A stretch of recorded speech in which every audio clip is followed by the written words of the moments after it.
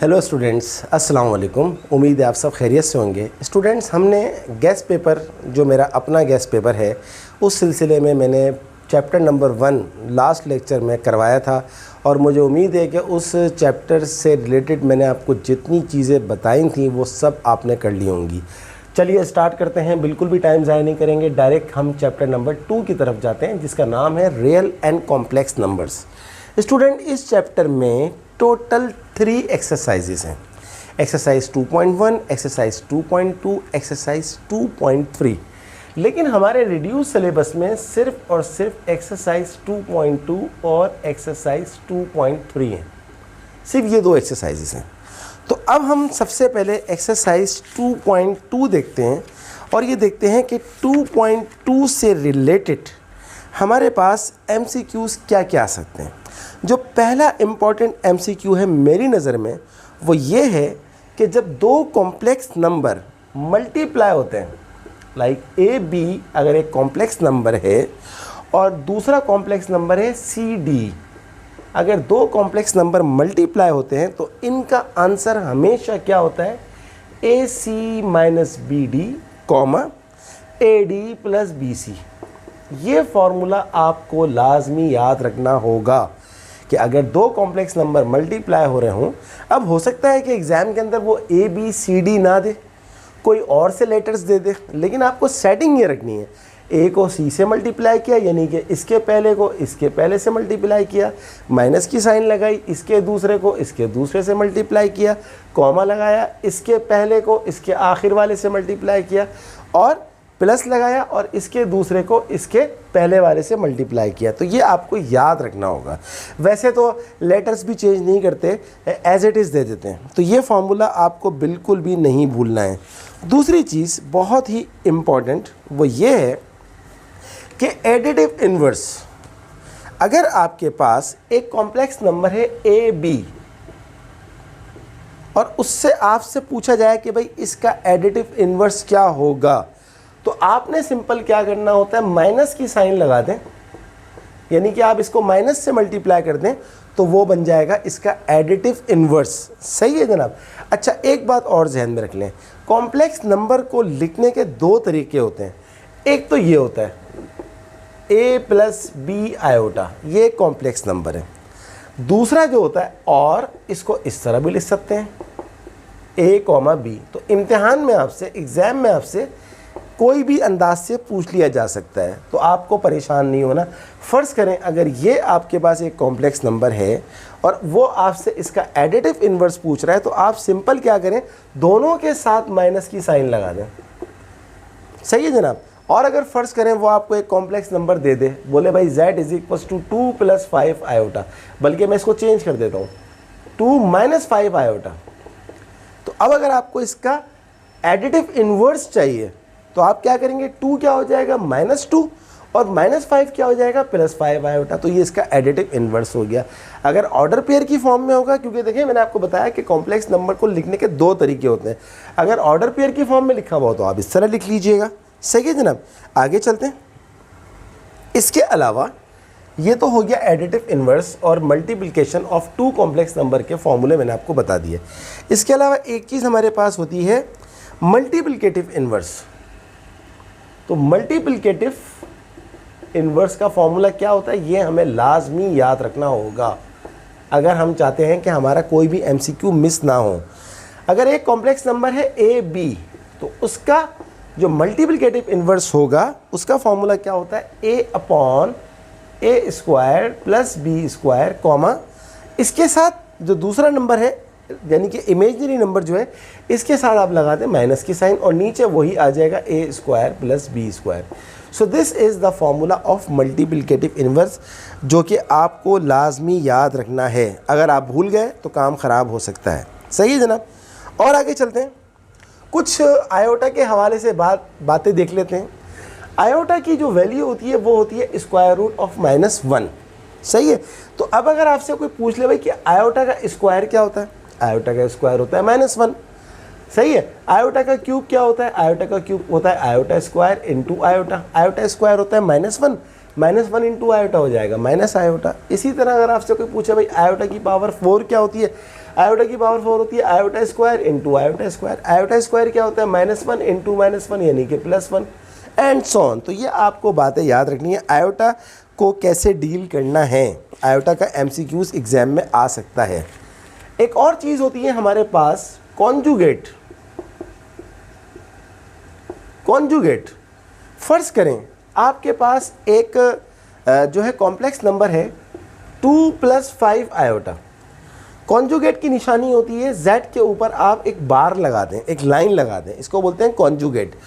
तो किसी भी कॉम्प्लेक्स नंबर के कॉन्जुगेट निकालते हैं कैसे, कि उसका जो आयोटा वाला पार्ट है उसकी साइन को अपोजिट कर देते हैं। इस वक्त आयोटा के साथ क्या साइन है, प्लस है, तो यहाँ आ जाएगा माइनस। जो इसका विदाउट आयोटा वाला पार्ट यानी कि जिसको रियल पार्ट कहते हैं, इसको नहीं साइन चेंज करते। सिमिलरली मैं एक और क्वेश्चन ले लेता हूँ, z = 2 -5 आयोटा और -2 -5 आयोटा।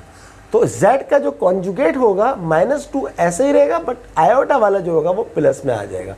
तो ये कहलाता है कॉन्जुगेट। आपको याद रखना है, कॉन्जुगेट आपसे पूछा जा सकता है। सही है जनाब। इसी तरह अगर आपसे मॉड्यूलस पूछ लें, मॉड्यूलस ऑफ कॉम्प्लेक्स नंबर, क्या लिख रहा हूँ मैं यहाँ पर, मॉड्यूलस ऑफ z, z माने कॉम्प्लेक्स नंबर। तो z मॉड्यूलस का फॉर्मूला होता है, z के ऊपर 2 लाइनें लगाते हैं, a² + b² का रूट। फॉर एग्जाम्पल मैं यही सवाल ले लेता हूँ 2 + 5 आयोटा। अगर आपको इसका मॉड्यूलस निकालना होगा तो 2 का स्क्वायर कर देंगे, प्लस का साइन हमेशा लगाएंगे, और आयोटा के साथ में जो भी चीज़ लिखी हुई है उसका स्क्वायर कर देंगे और उसके ऊपर लगा देंगे स्क्वायर रूट। याद रखिएगा मॉड्यूलस निकालते हुए आयोटा नहीं लगाते। तो 2 का स्क्वायर 4, 5 का स्क्वायर 25, 25 और 4 होता है जनाब हमारे पास 29 का रूट। तो ये आपको बातें याद रखनी है।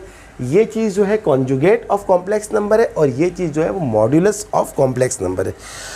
इसके अलावा कुछ प्रॉपर्टीज़ आपको याद रखनी है जो कि बहुत ही इम्पॉर्टेंट है MCQs के हवाले से, और बहुत आसान है। देखिए ये बहुत आसान चीज़ें हैं।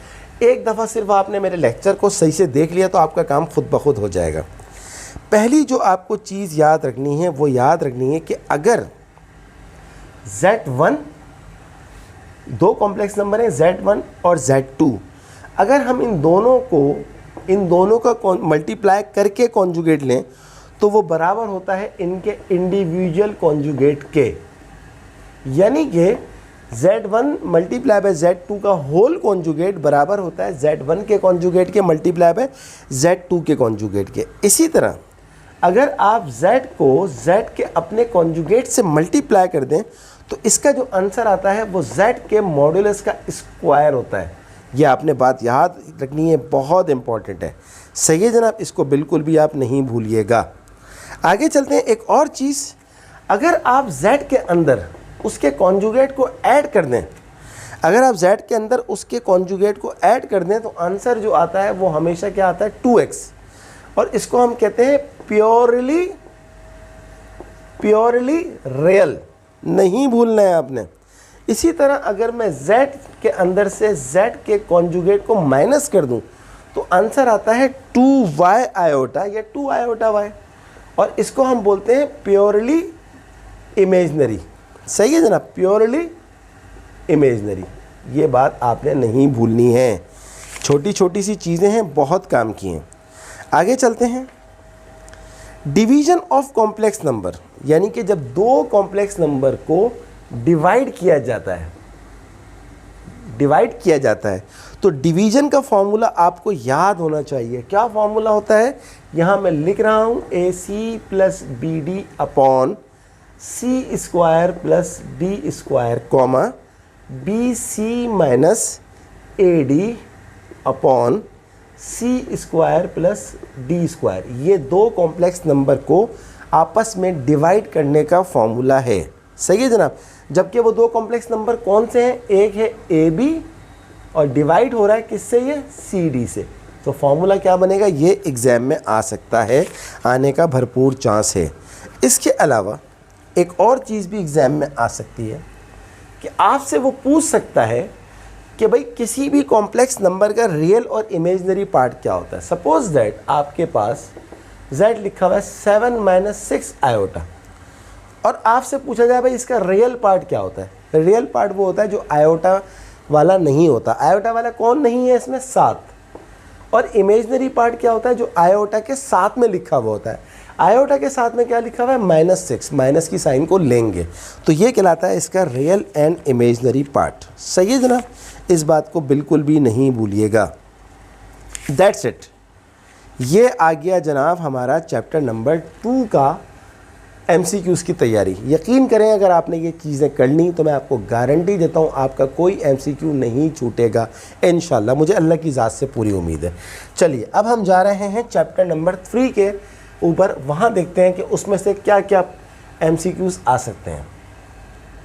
तो सबसे पहले हम बात करते हैं चैप्टर नंबर 3 की। देखिए इसमें जो है सिलेबस में हमारे पास एक्सरसाइज 3.3, 3.4, 3.5, 3.6 और 3.8 हमारे सिलेबस में है। सबसे पहले हम बात करते हैं एक्सरसाइज 3.3 में से क्या MCQs आ सकते हैं। सबसे इम्पॉर्टेंट MCQs एक्सरसाइज 3.3 का वो है ओमेगा से रिलेटेड। ओमेगा किसको बोलते हैं? ओमेगा बोलते हैं क्यूब रूट ऑफ यूनिटी, इसको बोलते हैं। आपको नाम याद रखना है और इसकी कुछ प्रॉपर्टीज हैं जो आपको याद रखनी है। पहली प्रॉपर्टी ये है कि ओमेगा क्यूब हमेशा 1 के बराबर होता है। अब इसकी हेल्प से आप ओमेगा की कोई सी भी पावर निकाल सकते हैं। फर्ज करें इम्तिहान में MCQs के अंदर आ जाए भाई व्हाट इज ओमेगा की पावर 37। अब आपको पता है कि ओमेगा की पावर 3 क्या होती है? 1 होती है। तो आप इसके साथ कुछ ऐसा गेम करें, कुछ ऐसा प्लान करें कि आपको ओमेगा की पावर 3 के ऊपर बड़े से बड़ा नंबर आ जाए। जैसे मैं यहाँ पर एक गेम करता हूँ, मैं इसको बोलता हूँ ओमेगा की पावर 3 और 3 को मैं 12 से मल्टीप्लाई करूँ। अगर मैं 3 को 12 से मल्टीप्लाई करूँ तो 36 हो जाएगा और ओमेगा की पावर 1 इसमें ऐड हो जाएगी तो दोबारा 37 हो जाएगा। ये करने का फ़ायदा क्या हुआ? ओमेगा की पावर 3 क्या होती है? 1 होती है। 1 के ऊपर आ गई पावर 12 मल्टीप्लाई बाय ओमेगा। 1 पे पावर कुछ भी आए हमेशा 1 ही होता है, तो 1 इंटू ओमेगा क्या हो जाएगा? ओमेगा। तो जनाब ओमेगा आ गया हमारा आंसर, यानी कि ओमेगा की पावर 37 क्या आ गया? ओमेगा। तो ये आपको याद रखना है, सबसे इम्पॉर्टेंट MCQs है ये एक्सरसाइज 3.3 का। इसके साथ साथ आपको ये प्रॉपर्टी भी याद रखनी है, 1 + ओमेगा स्क्वायर बराबर होता है 0। ये भी आपको याद रखना है और आपको ये भी याद रखना है कि ओमेगा की अपनी वैल्यू क्या होती है। ओमेगा की अपनी वैल्यू क्या होती है जनाब, मैं कभी कभार भूल जाता हूँ, बट 1 सेकंड लगेगा मुझे निकालने में। आपको बिल्कुल भी परेशान होने की ज़रूरत नहीं है। ये आ गई। ओमेगा की जो अपनी वैल्यू होती है वो होती है -1 + √3 आयोटा अपॉन 2। ये आपको याद रखना है, सही है, एग्जाम में पूछा जा सकता है। और ओमेगा स्क्वायर की वैल्यू क्या होती है? वो होती है -1 - √3 आयोटा अपॉन 2। तो बस दैट्स इट। इस एक्सरसाइज में से सिर्फ और सिर्फ आपको ये बातें याद रखनी है, तो फिर इस एक्सरसाइज से कोई भी MCQs आ गया आपसे मिस नहीं होगा, गारंटी है इंशाल्लाह। चलिए अब बात कर लेते हैं एक्सरसाइज 3.4 की। देखें एक्सरसाइज 3.4 बिल्कुल भी इंपॉर्टेंट नहीं है MCQs के हवाले से, बट क्वेश्चन तो इसमें से लाजमी आएगा, लेकिन MCQs के हवाले से इंपॉर्टेंट नहीं है। बस इतना याद रख लें आप एक्सरसाइज 3.4 के हवाले से कि क्वाड्रेटिक इक्वेशन हो सकता है कि इस दफ़ा आपसे पूछ लिया जाए कि भाई क्वाड्रेटिक इक्वेशन क्या होती है। ऐसी इक्वेशन जिसमें वेरिएबल की हाईएस्ट पावर 2 हो उसको बोलते हैं क्वाड्रेटिक इक्वेशन। और क्वाड्रेटिक इक्वेशन का तो जनरल फॉर्म होती है, स्टैंडर्ड फॉर्म भी कहते हैं, वो कहलाती है ax² + bx + c बराबर है 0। तो देखिए हाईएस्ट पावर क्या है? 2, तो इसको बोलते हैं क्वाड्रेटिक इक्वेशन। हर वो इक्वेशन जिसमें x हो या y हो या t हो, हाईएस्ट पावर जो है अगर वो 2 है तो वो क्या कहलाएगी? Quadratic equation. पावर 3 है तो वो कहलाएगी क्यूबिकल इक्वेशन ऑब्वियसली। तो ये एक्सरसाइज इतनी इंपॉर्टेंट नहीं है एमसीक्यू के लिहाज से, बट एग्ज़ाम के लिहाज जो क्वेश्चंस हैं उसके लिहाज से एक्सरसाइज 3.4 बहुत इंपॉर्टेंट है। मैंने पूरी एक्सरसाइज सॉल्व करके अपलोड करी हुई, आप जाके प्ले लिस्ट में देख सकते हैं। आ जाइए 3.5 के ऊपर, a very very important exercise for MCQs and questions as well. इसमें जो पहली चीज़ है वो है डिस्क्रिमिनेंट। क्या है? डिस्क्रिमिनेंट। डिस्क्रिमिनेंट किसको बोलते हैं? बी स्क्वायर माइनस 4ac को। आपको 4 चीजें याद रखनी है। इफ नंबर 1, अगर ये बी स्क्वायर माइनस 4ac 0 के बराबर आ जाए तो आप बोलते हैं ऐसी सूरत में रूट्स आर इक्वल। ये आपको याद रखना है। या वो बोलते हैं कि अगर रूट्स इक्वल हो तो डिस्क्रिमिनेंट क्या हो जाएगा? 0 हो जाएगा। तो यहां से यहां भी पूछ सकते हैं, यहां से यहां भी पूछ सकते हैं। नंबर 2, अगर बी स्क्वायर माइनस 4ac 0 से बड़ा हो, कोई भी चीज़ जो 0 से बड़ी होती है वो क्या कहलाती है? पॉजिटिव। तो ऐसी सूरत में ये कहलाएगा roots are real and unequal. Real तो है बट अनइक्वल है। और तीसरी चीज़ जो आ सकती है, आपसे पूछा जा सकता है कि बी स्क्वायर माइनस 4ac अगर 0 से लेस देन हो, बी स्क्वायर माइनस 4ac अगर 0 से छोटा हो यानी कि नेगेटिव हो, तो ऐसी सूरत में आपने क्या बोलना है? Roots are imaginary and unequal. और चौथी चीज़ ये है कि अगर आपका डिस्क्रिमिनेंट यानी कि बी स्क्वायर माइनस 4ac इस परफेक्ट स्क्वायर, क्या हो? परफेक्ट स्क्वायर हो। यानी कि 9 आ रहा है, 9 3 का स्क्वायर होता है, 16 आ रहा है, 16 4 का स्क्वायर होता है, 25 आ रहा है, 5 का स्क्वायर होता है, 49 होता है, 7 का स्क्वायर होता है। तो अगर आपका डिस्क्रिमिनेंट परफेक्ट स्क्वायर हो तो रूट्स क्या होते हैं? Roots are rational. तो जनाब इस एक्सरसाइज 3.5 की ये सबसे इम्पॉर्टेंट चीज़ है। इसके अलावा इस एक्सरसाइज में कुछ भी इम्पॉर्टेंट नहीं है एमसीक्यूज़ के हवाले से। बाकी क्वेश्चन ज़रूर आ सकता है और आएगा एग्ज़ाम के अंदर, उसकी तैयारी आपको मैं करवा चुका हूँ ऑलरेडी। आगे चलते हैं एक्सरसाइज 3.6। एक्सरसाइज 3.6 बेसिकली क्या है? इसमें भी एमसीक्यूज़ बहुत इंपॉर्टेंट है। पहली चीज़ जो आपको याद रखनी है कि आपके पास सम ऑफ रूट्स का फॉर्मूला आपको पता होना चाहिए। अल्फ़ा माने एक रूट, बीटा माने दूसरा रूट। तो सम ऑफ द रूट्स का फॉर्मूला होता है -b/a। मैं इंग्लिश में बोल रहा हूँ सम ऑफ द रूट्स, तो आप चाहें तो उसको नोट कर लें इस तरह। इसी तरह प्रोडक्ट ऑफ द रूट्स यानी कि अल्फ़ा को अगर मैं बीटा से मल्टीप्लाई कर दूँ तो वो आ जाता है c/a। तो आपको कोई इक्वेशन दी जा सकती है। फॉर एग्जांपल आपको मैं दे दूँ 2x² - 5x + 6 = 0 और आपको वो MCQ ने बोला भाई सम ऑफ द रूट्स क्या है? तो सम ऑफ द रूट का फॉर्मूला क्या है? -b/a। माइनस तो आ गया यहाँ का, यहाँ b क्या है जो x के साथ में लिखा हुआ होता है -5/a क्या है यहाँ पर 2, तो माइनस माइनस प्लस 5/2 इसका सम ऑफ द रूट आ गया। प्रोडक्ट ऑफ द रूट क्या होता है? c/a। तो c आपके पास यहाँ पर क्या है? 6 और a आपके पास क्या है? 2। तो 2 3 = 6। आपके पास प्रोडक्ट ऑफ द रूट्स क्या आ गया? 3 आ गया। तो ये 2 चीज़ें आपको याद रखनी है। इसके अलावा जो आपको याद रखना है वो ये कि quadratic equation with the help of roots कैसे बनाते हैं, उसका फॉर्मूला क्या होता है? x² - some of the roots यानी कि alpha plus beta multiply by x plus product of the roots यानी कि अल्फ़ा इंटू बीटा = 0। तो जनाब ये एग्ज़ाम के अंदर बिल्कुल पूछी जा सकती है आपसे इक्वेशन। So that's it. ये हमारा हो गया एक्सरसाइज 3.6 का कॉन्सेप्ट। 3.7 इस दफ़ा सिलेबस में से निकाल दी गई है, वो रिड्यूस्ड है तो उसकी ज़रूरत नहीं है। 3.8 जो है वो बड़े क्वेश्चंस हैं, वो एग्ज़ाम के जो सेक्शन सी है डिटेल आंसर क्वेश्चन, इस दफ़ा एक्सरसाइज 3.8 में से एक क्वेश्चन ज़रूर आएगा, लेकिन MCQ के लिहाज से वो अनइम्पॉर्टेंट है तो उसके आपको करने की ज़रूरत नहीं है। तो जनाब ये थी हमारे पास चैप्टर 3 की कहानी। चैप्टर 4 और चैप्टर 5 ये दोनों ही आपके सिलेबस में से निकाल दिए गए हैं, तो लिहाजा आपको अब चैप्टर नंबर 4 और चैप्टर नंबर 5 को खोल के भी नहीं देखना है, आपके किसी काम का नहीं है। तो हम चैप्टर नंबर 4 और चैप्टर नंबर 5 को छोड़ते हुए, पास करते हुए जा रहे हैं बहुत ही इम्पॉर्टेंट चैप्टर की तरफ, जिसका नाम है चैप्टर नंबर 6। चैप्टर नंबर 6 में जो एक्सरसाइज एग्ज़ाम में आएंगी वो है एक्सरसाइज 6.1, एक्सरसाइज 6.2, एक्सरसाइज 6.4, एक्सरसाइज 6.5 और एक्सरसाइज 6.8।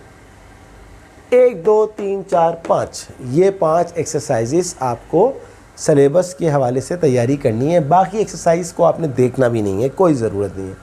तो सबसे पहले हम बात कर लेते हैं एक्सरसाइज 6.1 की। देखिए एक्सरसाइज 6.1 में जो बहुत काम की चीज़ है वो है अर्थमेटिक सीक्वेंस की nth टर्म का फॉर्मूला, जो आ सकता है MCQs के अंदर a + n-1 इंटू डी होता है। ये फार्मूला हमें आना चाहिए। और अर्थमेटिक सीक्वेंस एक ऐसी सीक्वेंस होती है जिसमें डिफरेंस सेम होता है, ये बात भी हमें पता होनी चाहिए। और उसका जो जनरल जो फार्मूला होता है लिखने का वो होता है a + d, a + 2d, a + 3d and so on. कैसे निकालते हैं डिफरेंस? आगे वाले को पीछे में से माइनस करते हैं। तो अगर आप a + d में से a माइनस करते हैं तो आपको d मिलेगा। a + 2d में से आप a + d माइनस करते हैं तो तब भी आपको d ही मिलेगा। तो ये तो है एक्सरसाइज 6.1 से रिलेटेड, दैट्स इट। इसके अलावा छोटा मोटा कोई क्वेश्चन दे सकते हैं कि जी nth टर्म निकालो, तो वो फार्मूला आपको पता होगा तो आप nth टर्म निकाल लेंगे। तो एक्सरसाइज 6.1 का जो क्वेश्चन नंबर 1 है उसके तमाम पार्ट्स मैंने सॉल्व करके अपलोड किए हैं, वो तमाम पार्ट्स देख लीजिएगा एक दफ़ा उसकी वीडियो 6.1 जो है। तो इस तरह आपका अगर कोई वहाँ से कोई MCQ टकराता है तो वो हो जाएगा। एक्सरसाइज 6.2 ये भी अर्थमेटिक सीक्वेंस अर्थमेटिक से रिलेटेड है, बट ये अर्थमेटिक सीरीज़ है। तो आपको अर्थमेटिक सीरीज़ का फॉर्मूला याद रखना है। SN बराबर है sum of arithmetic series n/2 into 2a + n-1 into D. ये सम ऑफ अर्थमेटिक सीरीज़ का फॉर्मूला है। इस फॉर्मूले को लिखने का एक और तरीका भी है। SN = n/2 into a + l, where L stands for last term. L का मतलब क्या होता है? Last term. ये आपको बात याद रखनी है। I hope you understand. तो बस यही दो बातें आपको एक्सरसाइज 6.1 और 6.2 में याद रखनी है। अब हम जाते हैं एक्सरसाइज 6.4 में। एक्सरसाइज 6.4 जो है वो रिलेटेड है ज्योमेट्रिक सीक्वेंस से। किससे रिलेटेड है? ज्योमेट्रिक सीक्वेंस से। ज्योमेट्रिक सीक्वेंस क्या होती है? ऐसी सीक्वेंस जिसमें रेशो r सेम होता है। इसका जनरल लिखने का तरीका क्या है? AR AR², AR³ AR4। आप चेक कर लें, AR/A R होगा, AR²/AR again R, AR³/AR² again R, AR4/AR³ again R। तो ये सारे के सारे आपके पास क्या है? ये जो है वो कौन सी सीक्वेंस बना रहे हैं? ज्योमेट्रिक सीक्वेंस बना रहे हैं। ज्योमेट्रिक सीक्वेंस का आपको nth टर्म का फॉर्मूला पता होना चाहिए। Tn = a r⁻n-1। ये पूछा जा सकता है एग्जाम के अंदर, आ सकता है, तो बिल्कुल भी मिस नहीं करिएगा। एक्सरसाइज 6.5 जो है वो है geometric series. Sum of geometric series के दो फॉर्मूले। SN = a into r⁻n-1 upon r-1। ये कब यूज़ होता है? जब r का वैल्यू जो है वो 1 से बड़ा हो, 1 से छोटा ना हो। इसी तरह दूसरा फॉर्मूला होता है a into 1 - r⁻n upon 1 - r। ये कब यूज़ होता है फॉर्मूला? जब r जो है वो 1 से छोटा हो। तो बहुत ही इंपॉर्टेंट है, आपको ये बातें याद रखनी है, एग्जाम के अंदर पूछा जा सकता है। अब हम आते हैं एक्सरसाइज 6.8 की तरफ। 6.8 जो है वो रिलेटेड है किससे? हार्मोनिक प्रोग्रेशन से। हार्मोनिक प्रोग्रेशन क्या होता है? अ रेसिप्रोकल ऑफ अर्थमेटिक। यानी कि फ़र्ज करें 1 और 3 और 5 और 7 और 9 ये आपको दिया हुआ है। क्या चीज़? अर्थमेटिक, क्योंकि इसमें देखें डिफरेंस सेम है। 3 में से 1 गया 2, 5 में से 3 गया 2, 7 में से 5 गया 2। ये आपके पास एक AP है। तो इसको आप HP कैसे बना सकते हैं? आप इन सबको उल्टा कर दें, रेसिप्रोक कर लें। 1/1 तो 1 ही होता है, ये हो जाएगा 1/3, ये हो जाएगा 1/5, ये हो जाएगा 1/7, ये हो जाएगा 1/9। तो ये रिलेशन आपसे पूछा जा सकता है कि what is the relation between arithmetic and harmonic. I hope you understand. सही है जनाब, तो ये बातें आपको याद रखनी है। इसी तरह एक और बहुत ही इम्पॉर्टेंट चीज़ है हार्मोनिक मीन। हार्मोनिक मीन का फॉर्मूला क्या होता है? 2ab/a+b। यानी कि फ़र्ज़ करें आपको हार्मोनिक मीन के दो नंबर्स दिए हुए 5 और 7, और आपसे कहा जाए MCQs के अंदर कि भाई 5 और 7 का जो है वो हार्मोनिक मीन निकाल के दिखाओ। तो कैसे निकालेंगे? 2 मल्टीप्लाई में पहले नंबर को a कह दें, दूसरे नंबर को b कह दें, अपॉन में a+b आ जाएगा, यानी कि 5 + 7, 2 5 10 + 7 सॉरी 10, 2 5 10, 10 7 70, आई एम सॉरी, और 7 और 5 कितना होता है? 12। इसको आप सॉल्व कर लें, आपका आंसर आ गया। तो ये फार्मूला आपको लाजमी याद रखना होगा। दैट्स इट, ये हमारा ख़त्म हो गया चैप्टर नंबर 6। इसके अलावा देखें, मैं आपको जो है वो जो क्वेश्चंस हैं जो आपको सेक्शन बी और सेक्शन सी करना होगा, उसके लिए जो मैंने मॉडल पेपर आपको सॉल्व करवाया है, मॉडल पेपर में मैंने आपको सिर्फ मॉडल पेपर सॉल्व नहीं करवाया, बल्कि मैंने आपको उसमें कुछ बातें बताई हैं। उसके लिए आप प्लीज़ मेरी मॉडल पेपर की सोल्यूशन ऑफ मॉडल पेपर की वीडियो देख लें, तो आपका काम बहुत आसानी से हो जाएगा।